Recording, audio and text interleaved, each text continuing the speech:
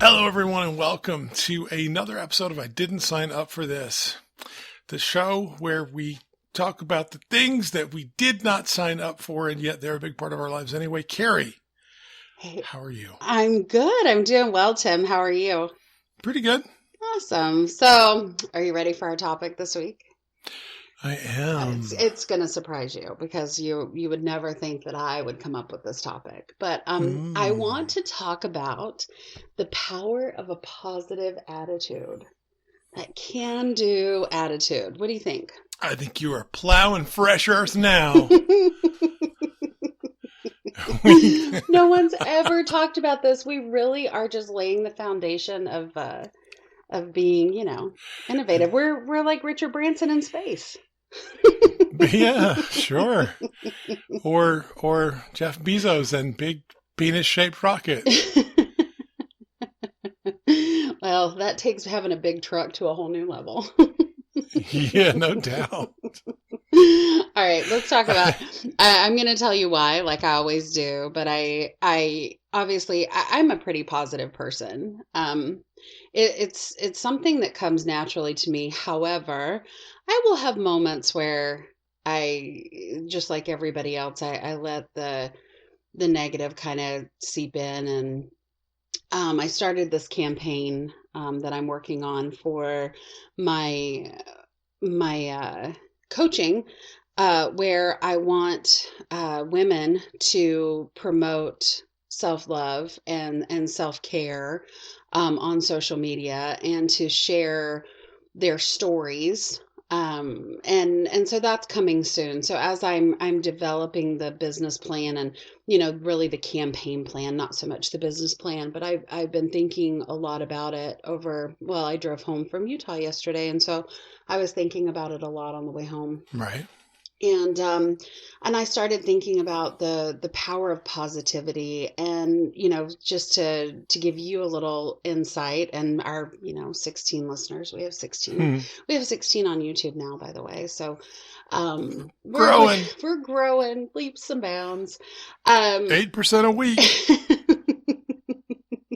At least we have a positive attitude and we're still here doing this, right? Like we're trekking along.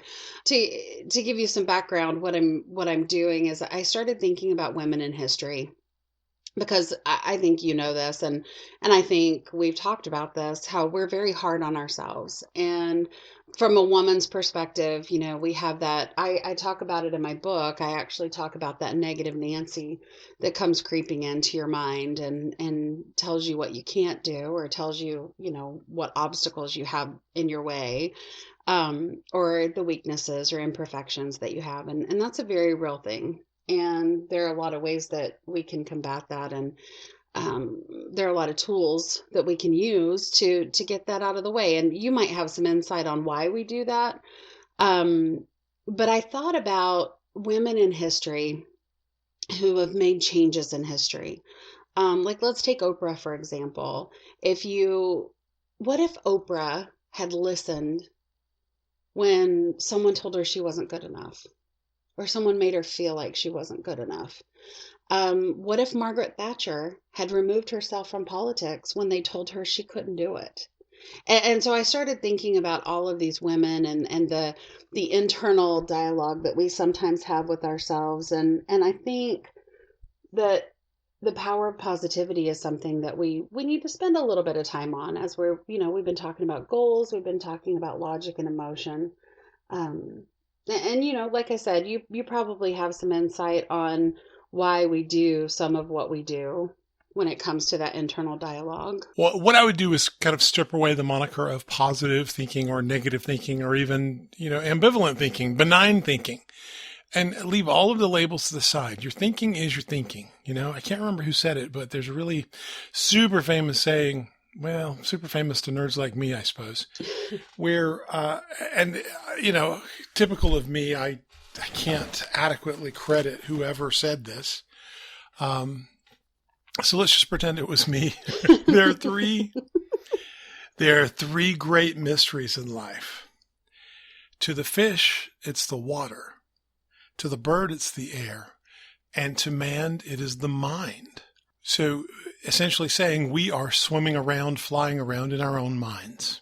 And that seems to be a big component of the entire human experience. And so when you strip away the descriptors and just look at thinking purely in the abstract, then you can observe the human propensity for telling ourselves a story. We experience things through our five senses, and then we immediately go into our mind and we describe to ourselves what we've seen or experienced, right? Mm-hmm. We tell ourselves a story about what just happened. So one example that comes to mind is I can remember having an experience where somebody was driving kind of erratically and they cut me off. I'm like, it's in the travel lane. They come around me in the passing lane and swerve over and halfway off the road, and they're just punching the gas and, driving like a maniac. And so my first inclination was to describe to myself what I had just experienced. That guy's a raving lunatic, right? That guy's probably drunk. About 30 seconds later, his emergency flashers come on, and he pulls off the exit, making haste for a hospital. It is what it looked like, because there was a hospital like just off the exit. He's following the big blue signs. And so then all of a sudden, the narrative in my own head changed. It's like, this guy's desperately trying to save himself or a loved one from certain death, right?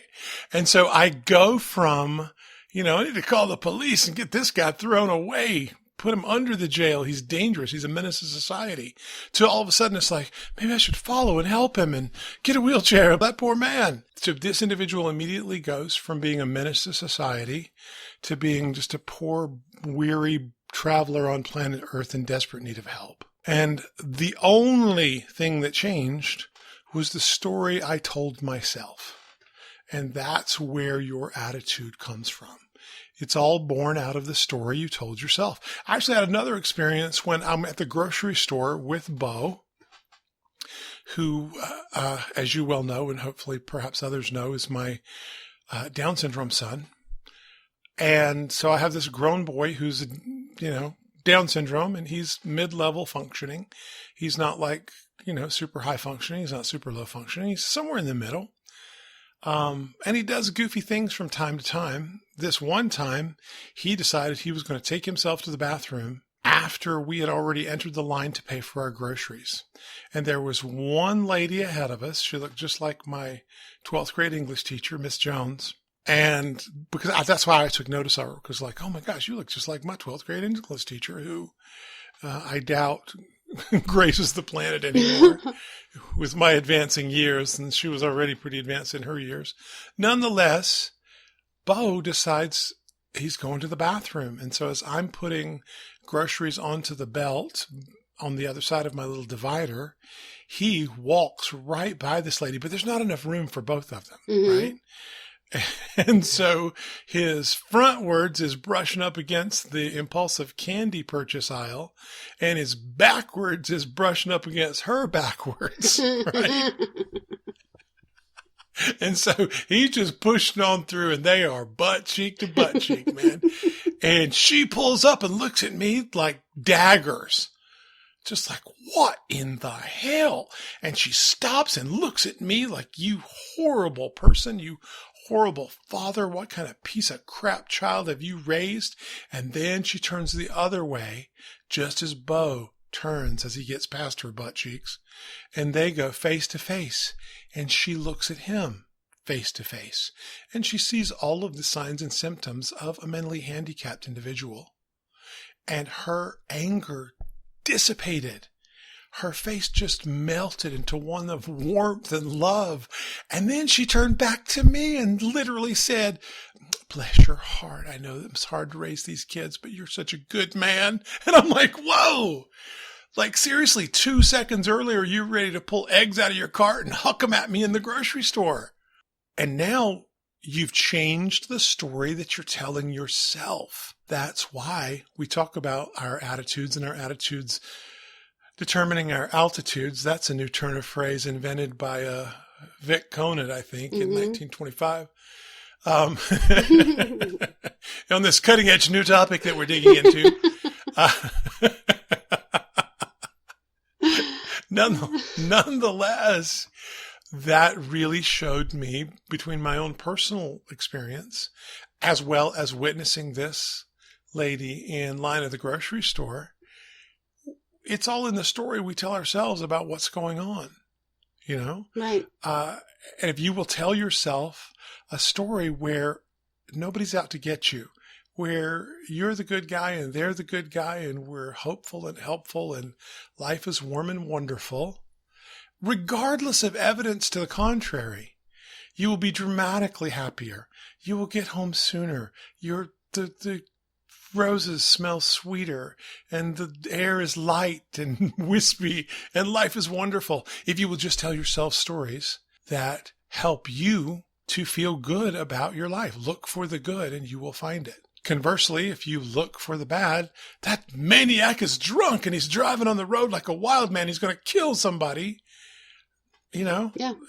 telling yourself that story doesn't really get you any closer to happiness, which is the ultimate goal. Right. Well, and I think it's interesting that you bring up the driving because I will tell you that I my best friend from high school was out visiting me in Arizona, and Arizona has some interesting drivers and interesting situations, as does Utah. Um, but she told me, she said, Carrie, you are the sweetest, kindest, most forgiving person until you get behind the wheel of a vehicle and somebody does you wrong. And so I think that that's an interesting concept for me because I have to try to remove that thought process. I think the thing that scares me is when you have somebody on the road and for whatever reason they're being, they come zooming up and they cut you off, or they're, trying to just get you out of their way, and they're driving offensively as opposed to defensively. I think I have a low tolerance for that. Well, I know I have a low tolerance for that. And if we ever have Carrie on this show, I'm sure she'll be able to tell you about it as well. Um, Oh no, I've seen this. I understand. As a matter of fact, when you first mentioned that, we're talking about kindness and telling yourself a sweet story. I'm a very loving, kind, forgiving person, and when I get behind the wheel of the car, and I'm just like, "What the hell where are is you she talking going about? with this? She's a raging. Where are you going with? Where are you going with this? All right, jackass!" You should have heard me yesterday coming down from Flagstaff in a rainstorm.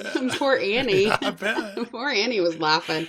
But I think it's because it scares me a little bit because the lack of trust for some of the other people. So yeah, I think it's funny. Like if you get me anywhere other than just don't cut me off in traffic and I will be your best friend forever. Like you need something, I'm there for you. But the minute you cut me off, now I will tell you, I don't come screaming up on people and flipping them off. And, it's just the things that I say in the car because I don't want to get shot. And I mean, honestly, we live in an environment now where, I mean, people, are firing guns at each other on the freeway because everybody's out to get them. Everybody, they have that mindset that like I have had more than I should admit. And then like you did with the guy who was weaving and, swerving and actually trying to get to the hospital, right? But we walk around anticipating that people are out to get us or people are going to hurt us. And that is detrimental to a positive attitude. There's an absence of positivity if you live your life in the sense that everybody's out to get you. Something bad's going to happen. You're just sitting there waiting for it. And there are people that do that. And I can tell you that those people don't get very far in life because they're on the defense all the time. And it's something that you have to be conscious of. You have to be able to remove that from your thought processes and look for the good in people. And I do that as much as I can. I had a situation where I was driving down, that I live in a very rural area in the middle of the desert, and I was driving down the one paved road that leads into town, and there was a man sitting in the road, and he was in a truck. He was in a farm truck. I'm out by the cotton farm, so there are all kinds of farm trucks everywhere.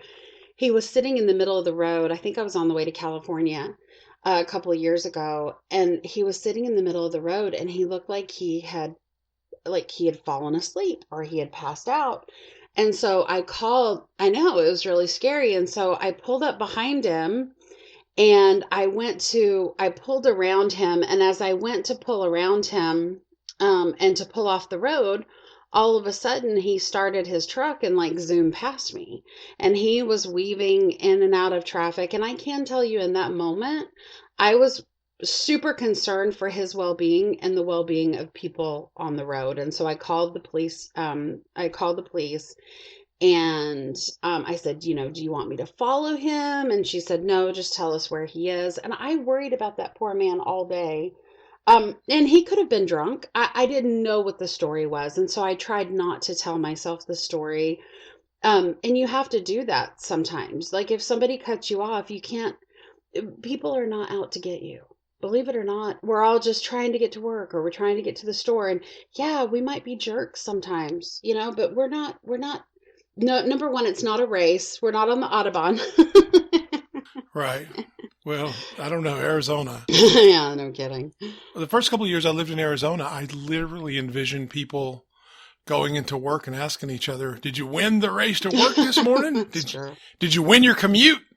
Because man, people are really super competitive out there. It's just absolutely crazy. Yeah. When really the truth is you're going to be a lot safer if you back yourself out of the race and realize that there is no race. Like yesterday, when I was driving, down from Flagstaff, we've had some horrible storms, flooding everywhere, roads are closed, and but I was driving down, and people were doing that same thing, coming down out of the canyon, right outside of Flagstaff, and I literally moved over into the slow lane, got behind a big truck, and I thought, here we are. It's going to take us an extra hour and a half, 2 hours to get home, but we're going to get home. And so you have to remove yourself from those situations as opposed to revving your engine and seeing who gets to the finish line first. Anyway, we could talk about that forever, but I will tell you, so the one thing that I want to point out, I know that this is an old topic that people have talked about forever.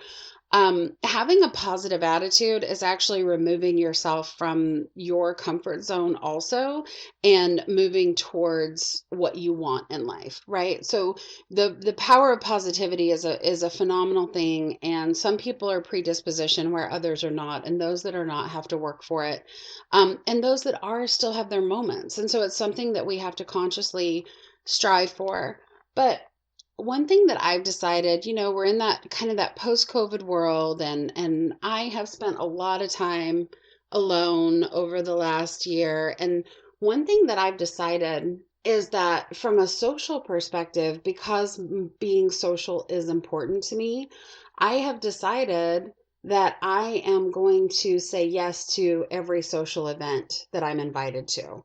So every date that I'm asked to go out on, I will go. Every social engagement I'm invited to, I will show up and participate in, because I realize for me, that is one thing. I get into my comfort zone. My home is my sanctuary. I am a homebody and I enjoy having a comfortable home and being at home. And I don't mind being alone. I don't mind spending that time by myself.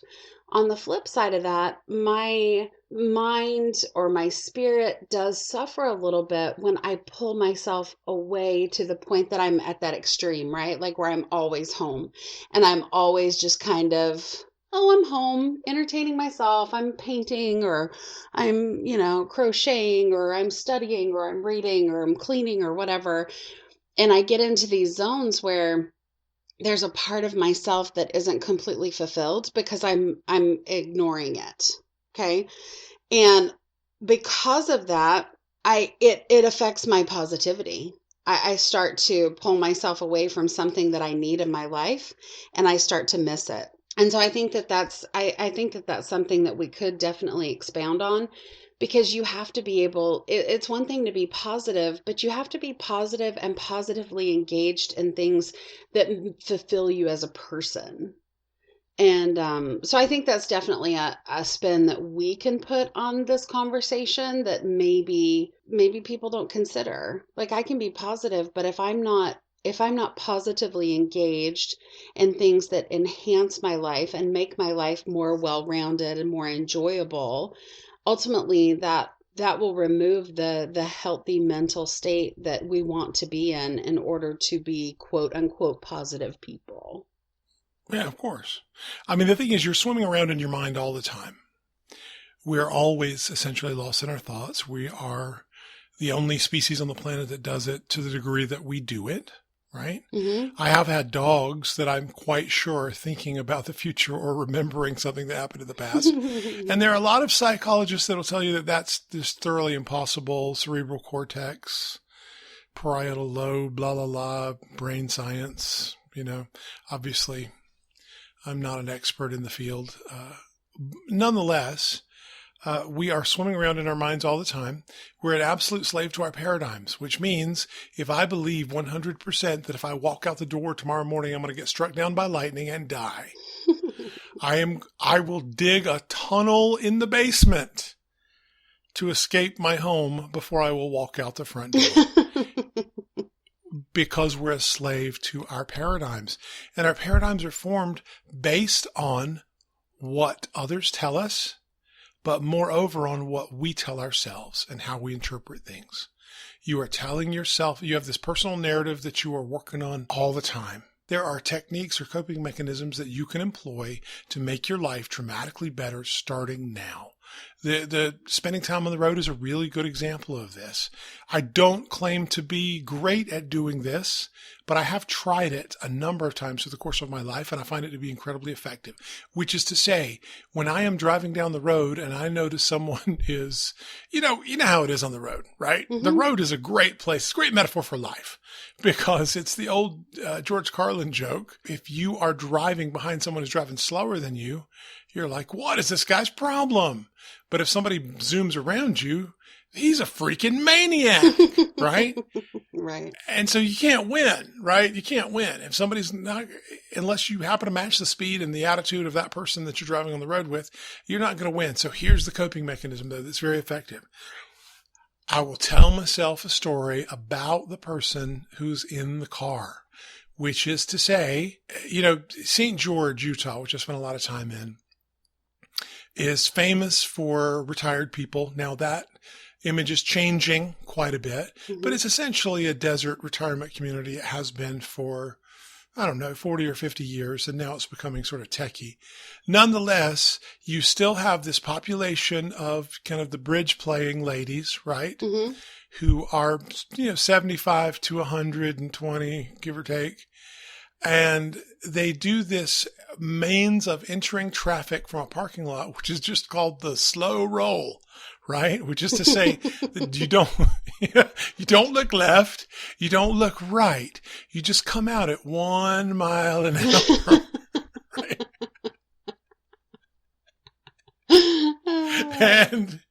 And so it's out the parking lot, turning left, cross 2-3 lanes of traffic, cross the turning lane, cross the passing lane into the far traveling lane, but you just do it at 1 mile an hour. And the lady looking up through the steering wheel can't really see the road, and they roll out. Okay. And so this used to be incredibly frustrating to me until I started practicing the notion of telling myself the story that lady was my grandmother, right? Right. That's my grandmother. That's my grandma. She's doing it again. Maybe I should, slow down and help her. I'll be the first person to stop, make sure she gets all the way across the turning lane. Bless her heart. I hope people aren't too mad at her. And man, my life changed. Some kid would cut me off in traffic because they've got, the phone up in front of them, texting in one hand, driving with the other hand. Nobody's driving the car, right? They're not even looking at the road. They're doing crazy things. And instead of going, what the hell is going on here? This person, horrible parents, horrible parenting, needs to go to jail. They're going to kill somebody. I would say to myself, I would pretend it was one of my daughters, right? I'd say, oh gosh, I have got to go talk to her. She is dangerous. Bless her heart. She's going to get herself killed. Right. And because of that implicit love and loyalty for the person that I'm putting into that car, just in my own imagination, now the anger just melts away. It just melts away. It's just like, oh, Dad, you got to get that turning signal fixed. Well, you're Right? you're personalizing. You're making it. You're giving. Not only are you Right. giving yourself a story, you're giving yourself something that you can relate to. None of us want to relate to the jackass driving down the street, putting everybody's life in danger, and so we become defensive. But when you personalize it and you make it your dad, brother, son, daughter, grandma, then it becomes a completely different story, and it softens you. And I would even venture to say that if you expand that out across societies across the world, if we did more of that, the world would be a better place, because we would relate. And that's actually what we're here to do. We're here to have that life experience and relate with each other. That's why we build societies. That is correct. As long as we are always dealing with some dehumanized other, right? Mm-hmm. I mean, how many times you hear all about all of the tension and struggles with China, right? Mm-hmm.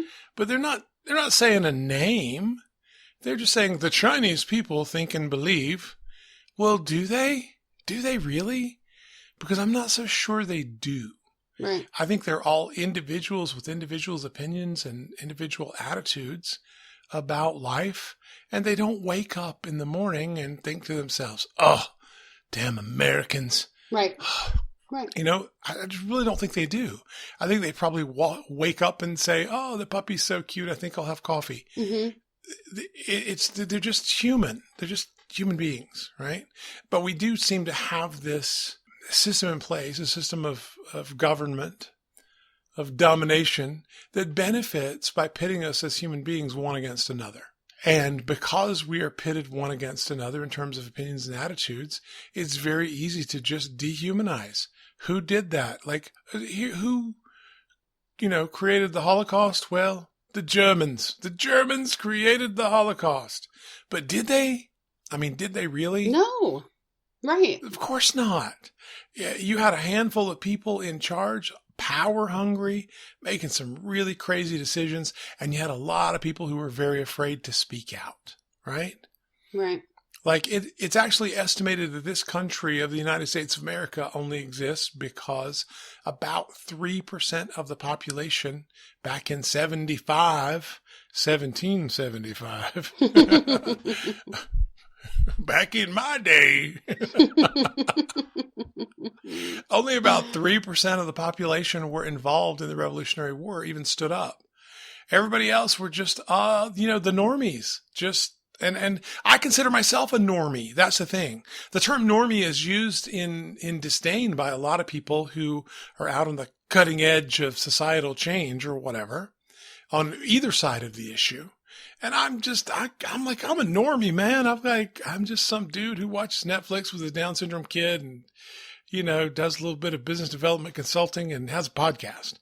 I'm not this societal engineer out on any or either side of all of these issues. I'm trying to figure it out, right? I've spent a lot of time trying to figure out vaccine, no vaccine. And man, there is so much information out there, but I have seen information both pro and anti-vaccine relative to the whole COVID thing. Mm-hmm. And I have seen people on both sides of the issue that just absolutely and outrageously exaggerate what's going on, only telling their side that's convenient to the narrative that they've already decided to believe instead of searching for truth. And so I don't know how it relates to attitude. I don't think it. You lost me a little bit, but I'm like, well, I'm like, where are we going with this? I don't know. I just hey, you know what else? Foot fungus. Foot fungus. That really messes with my attitude. Foot fungus is the unseen danger in this world. Foot fungus. Everybody take your shoes off and look at your toenails right now. Mine are blue. And sparkly. No, I think it's, I think it's interesting though, because going back to the view of the world in general and how we relate, you're told, and I don't know who says this, but I've seen it on lots of crime shows, but if you're ever kidnapped by somebody dangerous, you're supposed to start telling them things about your personal life so that you humanize yourself. And it's interesting because it makes us relatable and it changes the attitude that we have towards each other. And I would even say that it would be a good idea to look at yourself and understand yourself more, and understand that, yeah, you're not perfect. Like, we keep striving for this perfection. And the truth is we need to humanize ourselves. Like the relationship you have with yourself, it's okay.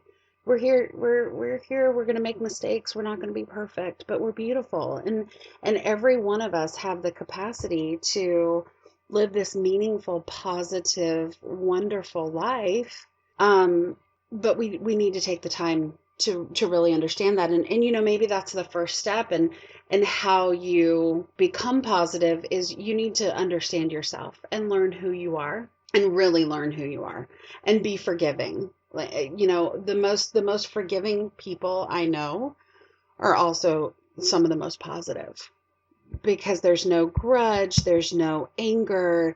If they have their moments of anger, it's released very quickly because they live in more of a positive space. So, that will contribute to building relationships with other people. And like when you're in a bad mood, I mean, let's really talk about that. Like, you wake up and you're grumpy and nothing's going well and you're just irritable. Like, that does not set your day up for success. You don't have a good day because you start off in this bad space. And so you have to turn that frown upside down pretty quickly.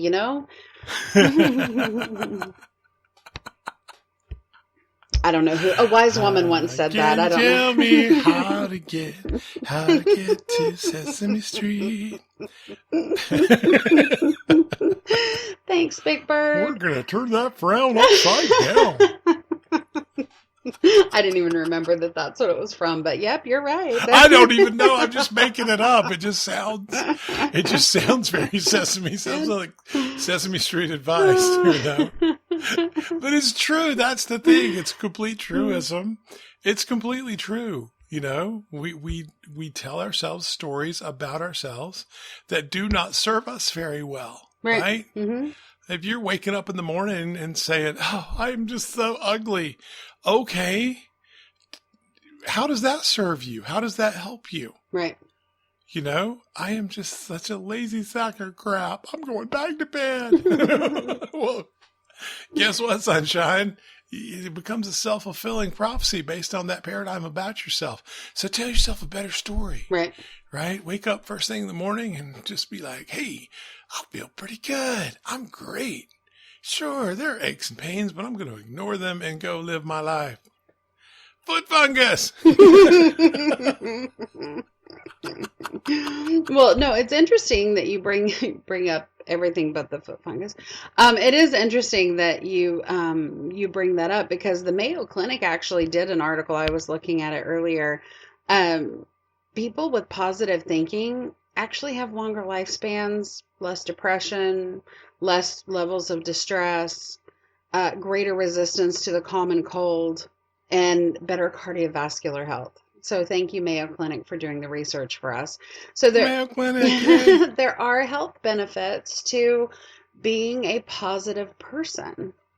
And like I said, I would say probably about 85% of the time I'm pretty positive. And comparatively, that's probably a high rate of positivity, to the point that I may annoy people. I can be annoying. I wake up in the morning, and I had a roommate that I used to make coffee for her. I'd go into the kitchen and I'd make me coffee. And so I'm like, well, I may as well take her one too. And so every morning she's like, I can't believe you do this for me. Thank you so much. But it's one of those things where, doing little things for other people you find that it uplifts your life, but also theirs. Like she and I joke about that. She tells me that I ruined her for every other. She's in a relationship and living with someone now, and she said I ruined her for him because she's like, Carrie used to bring me coffee every morning. Why can't you bring me coffee every morning? And so it's little acts of kindness that you can do that will help to humanize the people around you and keep that positive space. So, And understand that everybody's doing exactly the best that they can, not to put too much of a, religious spin on it, but there is this book out there. It's called the Bible, Bible maybe. I've heard of it. Um, and so there's this story in the microwave. And so there's this story in the New Testament. You'll have to forgive me, all my biblical scholars, because I can't quote scripture and verse, but I get the gist of the story. Nevertheless, there is this story of the prodigal son. Mm-hmm. Now, in the story of the prodigal son, this young man is given an inheritance by his father, as well as his brothers. And the father says, I'm not going to be able to keep this going forever. And so here, I want to go ahead and give you the money now so you can, spend it and invest and grow your lives. And I can enjoy participating in your prosperity before I die.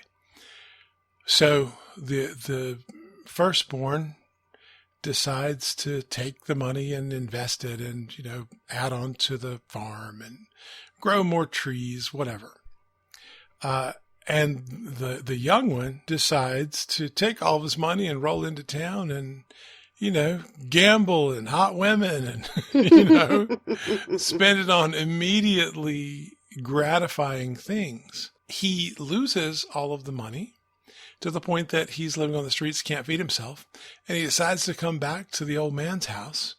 But he is so afraid of the judgment of his father that he decides to just get a job incognito as a worker on the farm. And he essentially winds up eating from the pig trough because he's so in debt and so far behind because of how he squandered this small fortune. Mm-hmm. When the father realizes that he is there, he kills the fatted calf, sorry, PETA, and has a giant feast to celebrate the return of his son. For he who was lost is now found, right? Mm-hmm. And then that later became incorporated into a song. Nonetheless, the prodigal son essentially judged himself harshly for the decisions that he has made, completely unaware that his father was eager to forgive him just for the glory of having him back in his presence. And so we as human beings are very quick to judge ourselves very harshly when the rest of the world's not judging you and God Almighty's not judging you and the universe is not judging you. Generally speaking, they don't care. If you bring happiness and joy and value to their lives, they're eager to have you in their lives. And so the trick is, don't tell yourself the story where you are the victim. Don't tell yourself a story where you're the victim, whether it's out on the road or it's at work or somebody bought croissants for the whole office and I didn't get one because that person hates me personally, right? Because they hate me. And it's like, I'm pretty sure they don't know you well enough to hate you. It's my old line about if you're worried about what other people think of you, you'd be surprised to know how infrequently that happens. They're not thinking of you. They're not thinking of you. They're thinking of how to feed their kids. They got to get braces on Sally. What are they going to do? That's $8,000 they got to come up with to put their kid in braces, and they don't know where the money's coming from. And so they're just working, trying to get their job done and trying to, figure out the problems and get to the next step, get everybody taken care of. They're not thinking about you. And so if they're not thinking about you, they definitely don't have an agenda against you. They're not judging you harshly. Well, and I mean, we could get into a whole other layer of that where we will project how we feel about ourselves onto other people. It's just like, if there's something bothering me, I will automatically think that the people I'm around, there's something bothering them. What's wrong? Are you okay? When it's really me that I'm projecting, and I mean that's a normal thing because the world is as you see it, right? Like I know we've used that quote often. And so if I'm having a bad day or I am in a negative space, I'm only going to project negativity around me. There's a big obstacle there that we have to overcome, and that's to step aside from when you're having those moments. How do you cope with them? You have to stop yourself and reframe your thought process in that moment. And so it'll make you more successful. It'll make you happier. You know, people who have positive attitudes set more goals. They set goals and they work towards them because they know they can, instead of saying, well, I just can't. I can't do it. I can't do it. And so that's something to keep in mind as well. That's right. If you are telling yourself a story that you cannot achieve because of some nefarious outside force, and you are assuming the role of the victim in your own life, you will find that you are the victim in your own life. Because you're going to find what you look for. Because you're not going to try to get that better job. You're not going to start that business. You're not going to ask that cute girl or guy out. Because they'll just say no anyway. They're not going to give me their number. And so because you go through that process of fulfilling what you've decided is already true as a slave to your paradigms, that will reinforce the paradigm. And you will stay on that path. And your life will be unhappy. Certainly a lot less happy than it could be. Whereas if you will just tell yourself, that's where the whole turn of phrase, fake it till you make it, comes from, right? Now, I'm not a big, huge fan of fake it till you make it. And I think that there's probably a misnomer there. You know, you don't want to go around telling people that you're a gazillionaire and made, billions and billions in the obscure foot fungus market. Right? I invented Post-its. Exactly. There it is. What's that? Romeo and Michelle? Yeah. I invented the Post-it note. Really? Because I thought 3M invented those. No, it was me. No, it was me. Right? You don't want that level of fake it till you make it where you're just lying to people. It will get you in trouble and it will make it very difficult for you to actually make it. But if you will fake it for yourself, don't lie to anybody else. Tell them the truth, right? It's like, look, I have no money and I have no way of knowing how I'm going to get to the next step, but I know that I can. That's what you tell others, right? And to yourself, you say, hey, I know I'll figure it out. I know I'll figure it out. Let's try this. Oh, that didn't work? Great. Let's try that. I know there's an answer here. As opposed to saying, oh, I'll never figure it out. I'm just going to turn on Netflix. That's so true. Right. That's what we do. We just kind of say, I'll just, as soon as I'm done with this one show on Netflix, I'm just going to binge watch the last 17 episodes. and then I'll get to working on how I'm going to pay the rent. No, that's a bad idea. There's a difference in downtime and sheer avoidance. That is correct. That is absolutely correct. Just 17 more episodes. That's like a day and a half if you're really devout. So yeah, that's the thing. It's fake it till you make it is a real concept, but I think we misunderstand it for the most part because it smacks of, someone who's got a great business opportunity they want you to hear about, right? And it's just like, you don't want to do that. You don't want to lie to people. But certainly telling yourself a story where you're the hero and you come out on top because you just kept trying. It's the Sylvester Stallone story, right? You've heard that.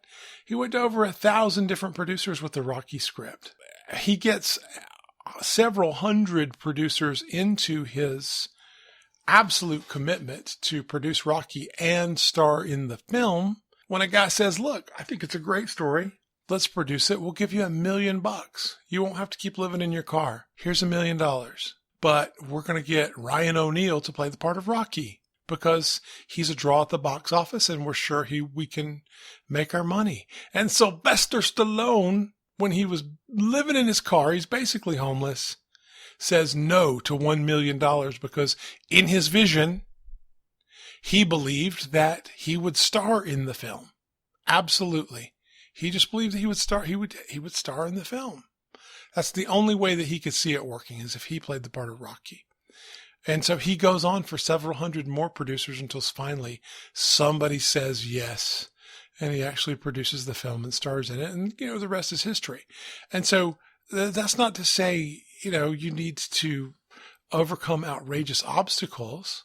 You need to believe that you can, so that you'll take the action requisite to succeed. Absolutely. Absolutely. That makes sense. I had actually never heard that story. I did not know that Ryan O'Neal was originally going to play Rocky. That's interesting. Yeah, he was offered several hundred producers in. Everybody's saying no. And then somebody says, look, I like it. I love it. We'll give you $1 million.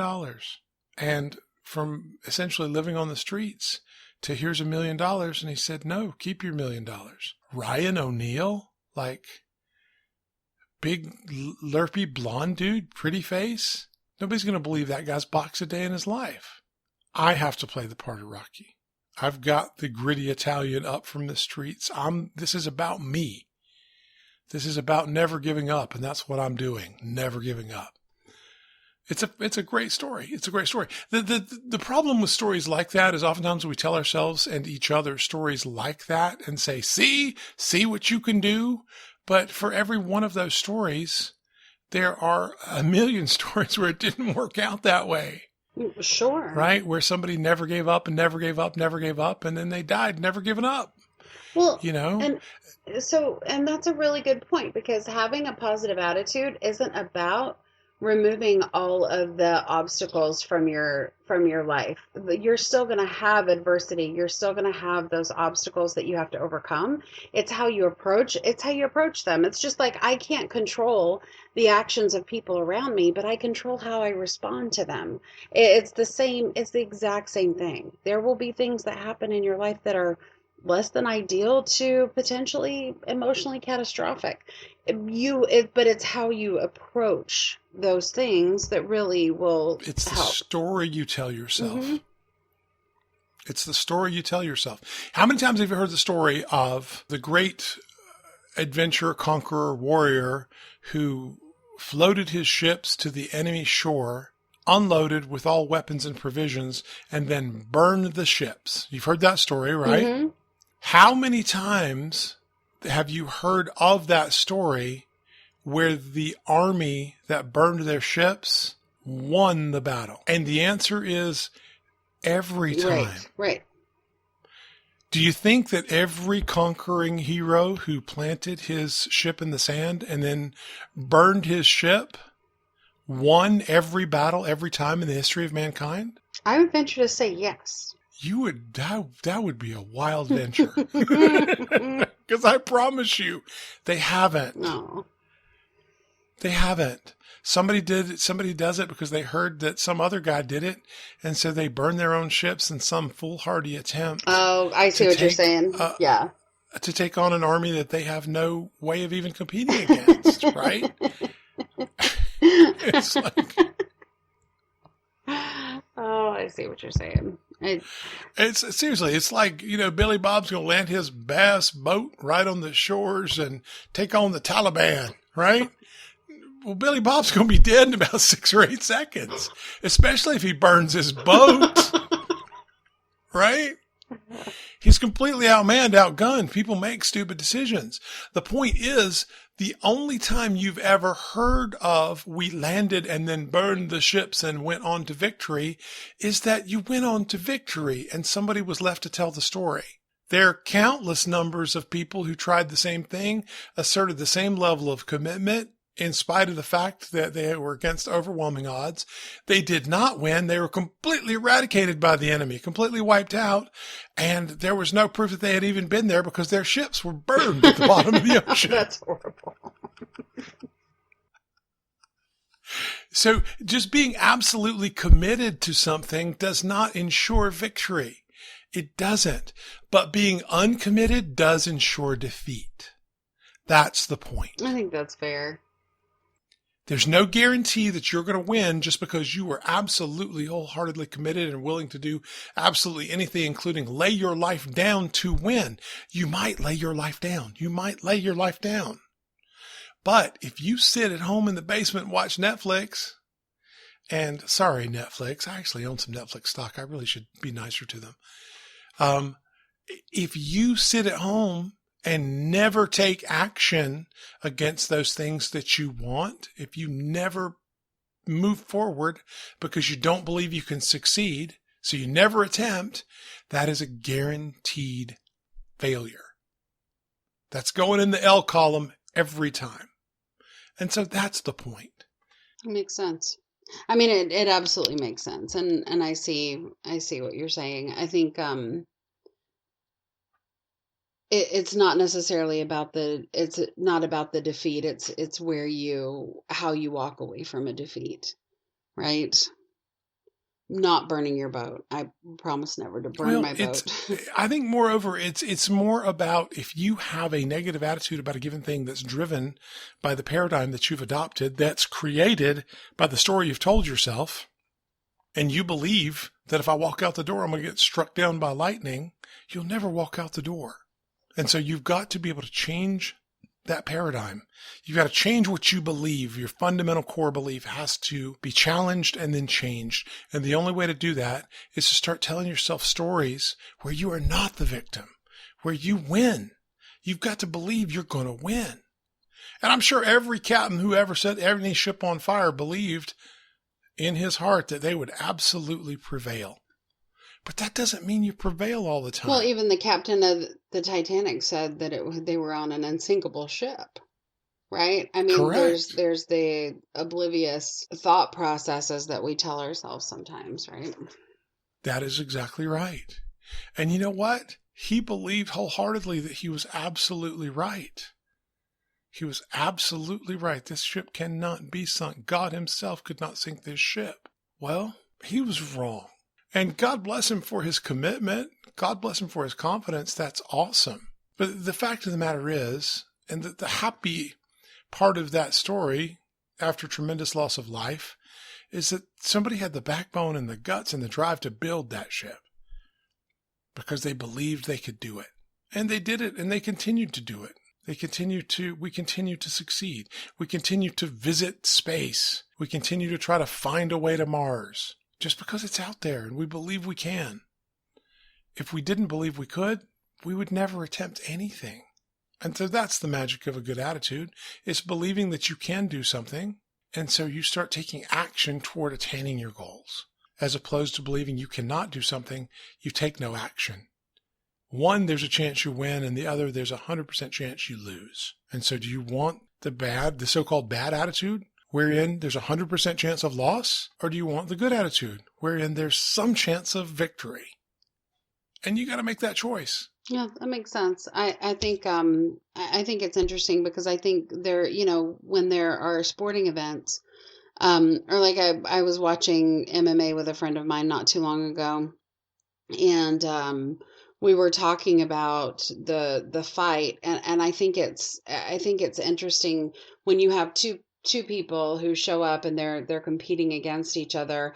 I am always so impressed with the person who actually lost the fight when he was talking about his opponent and how great the opponent was, and pointing out the strengths of the person who actually won, the sportsmanship that was there, and the attitude towards his opponent was impressive, to the point that it's made me a fan of some of these people who maybe aren't as successful as some of their opponents in the sport. Right? Because of the attitude that they have. Because you want to relate to that person. You can appreciate and admire the positivity. And just I know that we're getting a little short on time, but I did want to talk a little bit about why positivity is important in the workplace. Just hands down across the board, leaders who have positive attitudes are better leaders.